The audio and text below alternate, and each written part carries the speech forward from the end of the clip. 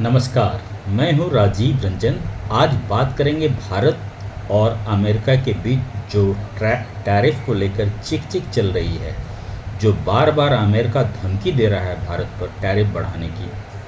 उस पर विस्तार से चर्चा करेंगे, भावनाओं को अलग रखते हुए, क्योंकि बिजनेस और डिप्लोमेसी में भावनाएं नहीं चलती। युद्ध अलग बात है, बिजनेस अलग बात है, डिप्लोमेसी बिल्कुल ही अलग बात है। तो आज हम विस्तार से समझेंगे कि ये टैरिफ वॉर जो भारत और अमेरिका के बीच चल रहा है, इसमें किसका कितना नुकसान होने वाला है। हम आपको बता दें, जैसे कि अगर दोनों देशों को कंपेयर करें, भावनाएं अपनी जगह हैं, लेकिन अगर फैक्ट्स एंड फिगर की बात करें तो हमसे करीब 10 गुना बड़ी इकोनॉमी है अमेरिका की। हमारी इकोनॉमी जहां $4 ट्रिलियन की है, वहीं अमेरिकी इकोनॉमी $30 ट्रिलियन से ज़्यादा की है। $4 ट्रिलियन तो महज 3 साल में 26 से 30 ट्रिलियन होने में अमेरिका को महज 3 साल लगे।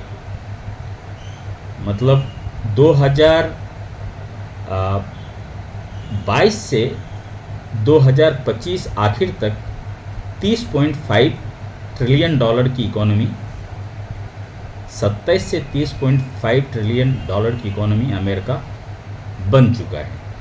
तो अगर ये युद्ध अगर हम अमेरिका के साथ लड़ेंगे, अगर भावनाओं में बह के, तो भारत को काफ़ी ज़्यादा नुकसान होगा। जी हाँ, यही सच्चाई है, क्योंकि सबसे बड़ा ट्रेड पार्टनर है हमारा। सबसे ज़्यादा हम एक्सपोर्ट अगर कहीं करते हैं तो वो अमेरिका ही है। हमारे जेम्स एंड ज्वेलरी कारोबार लगभग ठप पड़ जाएंगे। सबसे ज़्यादा जो पैसे देती है हमें आईटी सर्विस, जिसने एक कृषि प्रधान देश से एक सर्विस प्रदाता देश के रूप में भारत को एस्टेब्लिश किया, ITES, IT इनेबल्ड सर्विसेज, उसकी लंका लग जाएगी। जी हाँ, सही सुना आपने।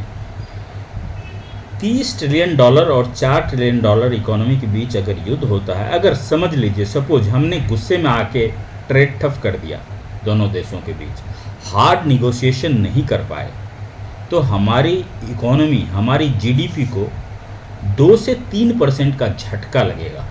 जी हाँ, सही सुना आपने, 2 से 3%। काफ़ी बड़ी बात होती है, 10 को लग जाते हैं 3% GDP बढ़ाने में।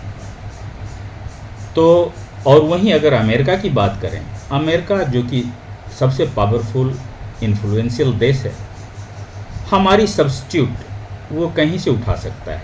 वो मैक्सिको से IT सर्विस ले सकता है, वो फिलीपींस से ले सकता है, वो वियतनाम से ले सकता है। लेकिन हम क्या करेंगे? हमारे लिए एक बड़ा बाज़ार खोजना बहुत ही बड़ा मुश्किल एंड टीडियस वर्क हो जाएगा। हम कहाँ इतना बड़ा मार्केट ढूंढने जाएंगे? अमेरिका को जहाँ 0.3% का नुकसान होगा, वहीं भारत को 3% का नुकसान होगा, 10 गुना ज़्यादा। जी हाँ, सही सुना आपने। तो ये जो मुद्दा है, जैसे ट्रंप के ट्रेड सलाहकार ने धमकी दी कल कि अगर भारत तेल लेना बंद नहीं करता है रूस से, तो उस पर टैरिफ डबल किया जा सकता है। और इसका टाइमलाइन क्या दिया गया है? 27 अगस्त। जी हाँ, 27 अगस्त। ऑलरेडी 25% टैरिफ हम पे लगा चुका है अमेरिका, और 25 और लगा दिया तो 50% हो जाएगा। फिर अनरीचेबल हो जाएगा अमेरिकी बाज़ार भारतीय एक्सपोर्टर के लिए। सबसे ज़्यादा मारे जाएंगे 4 sector: IT, pharma, James and jewellery, and एक चौथा है टेक्सटाइल। इन 4 सेक्टर पे सबसे ज़्यादा मार देखने को पड़ेगी। तो भावनाओं से ऊपर उठकर अभी मोदी जी और जितने भी डिप्लोमेटिक जो गतिविधियां हैं वो तेज करने की ज़रूरत है, और हमें थोड़ा हार्ड टॉक, मतलब निगोशिएशन जो बोलते हैं, हार्ड निगोशिएशन करने की ज़रूरत है। अगर यहाँ मैंने क्योंकि हमारे भी ज़रूरतें हैं, हम तेल की ज़रूरतें कहाँ से पूरी करेंगे अगर रूस से तेल नहीं खरीदें। तो भारत को ये चाहिए कि अमेरिका तुम ऑप्शन सुझाओ हमको। अगर हम अपनी इकोनॉमी ठप तो नहीं कर सकते, हमारी भी इकोनॉमी चलनी है, हमारे भी फैक्ट्री चलने हैं, हमारे भी कार, ट्रेन और बसें और ट्रैफिक्स और ये सारे ढुलाई वगैरह सारी चीज़ें हमारी भी एक्टिव रखनी है। तो वो कहाँ से मैं तेल लेकर आऊँगा? तो इसके एवज में अगर अमेरिका हमें कुछ छूट देता है तो उसे एक्सेप्ट करना चाहिए। ये दोनों के लिए विन विन सिचुएशन होगी और हमें कुछ कटौती करके शिफ्ट करना चाहिए मिडिल ईस्ट की तरफ। भले ही थोड़ा महंगा तेल मिले, लेकिन उसकी भरपाई हम अमेरिका से साइंस, टेक्नोलॉजी और इन सब चीज़ों से भरपाई कर सकते हैं। टैरिफ कुछ घटा के भरपाई कर सकते हैं। और हमें ये आश्वासन देना चाहिए कि क्वाड को हम मजबूत कर रहे हैं। हम दक्षिण एशिया में आपके सबसे बड़े भरोसेमंद सलाहकार पार्टनर हैं। हम चाइना को टैम करने में आपका सहयोगी हैं।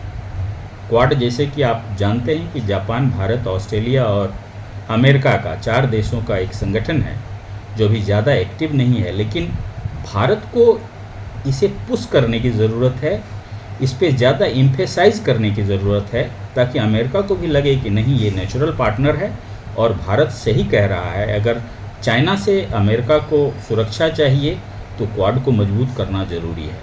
तो इस तरह के कुछ उपाय करने होंगे और हमें लगता है कि अमेरिका भी इस बात को समझेगा और समझ रहा है।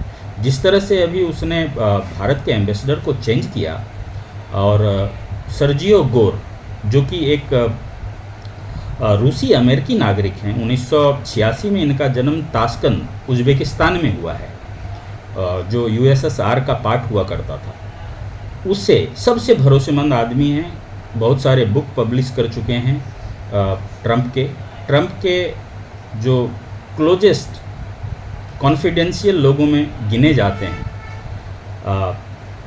अमेरिका के प्रमुख पदों पे 4000 नियुक्तियां इन्होंने की। जो हार्डकोर जो ट्रंप सपोर्टर थे, 90% पोस्ट को इन्होंने फिल कर दिया। तो ये बहुत ही भरोसेमंद आदमी हैं जिसको डील के लिए अमेरिका यहाँ भेज रहा है भारत। तो इस भारत को भी उससे प्यार से, डिप्लोमेटिक तरीके से इन चीज़ों को डील करना चाहिए। चूँकि सर्जियो गोर रूसी अमेरिकी नागरिक हैं, इसलिए वो रूस के साथ, रूस की गणित, रूस की इकोनॉमी, रूस का जो राजनीति है उसको बहुत करीने से, बहुत अच्छी तरह वो समझते हैं। तो इस डील में जो कि पेच फंसी हुई है अमेरिका, भारत और रूस की, सर्जियो एक तुरुप का एप्का साबित हो सकते हैं। और जो 27 अगस्त की डेडलाइन है वो आने से पहले लगता है कोई बीच का रास्ता निकल जाएगा और भारत के लिए ये एक खुशखबरी होगी, एक अच्छी बात होगी, क्योंकि हम अभी तेज़ी से डेवलप कर रहे हैं। दुनिया में सबसे तेज़ी से बढ़ने वाली इकोनॉमी में हम भारत सबसे अव्वल नंबर पे आता है। तो ऐसे में कुछ गलतियां ना हो जाए जिससे कि हम फिर 10 साल पीछे चले जाएं।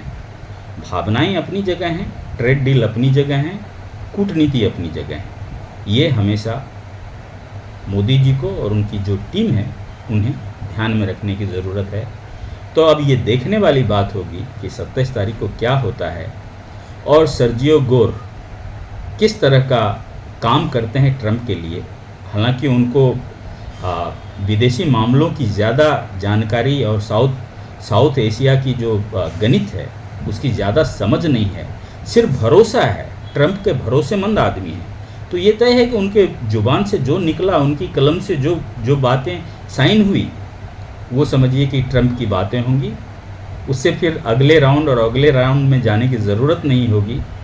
सर्जियो ने जो बोल दिया वो समझिए कि ट्रंप की ही बात होगी। तो बहुत ये अपॉर्चुनिटी है भारत के लिए। एक नए लोग आ रहे हैं एम्बेसडर बन के, उन्हें अच्छी तरह हैंडल करें और एक कोई कंसेंसस पे पहुँचे ताकि दोनों देशों के लिए ये विन विन सिचुएशन।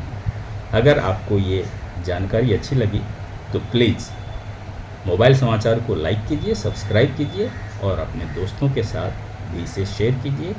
और हाँ, जो बटन है घंटी का वो दबाना मत भूलिए, क्योंकि इस तरह की जानकारी जो पूरी मीडिया न्यूज़ हर जगह से अलग होती है वो अब आप तक तभी पहुंच पाएगी।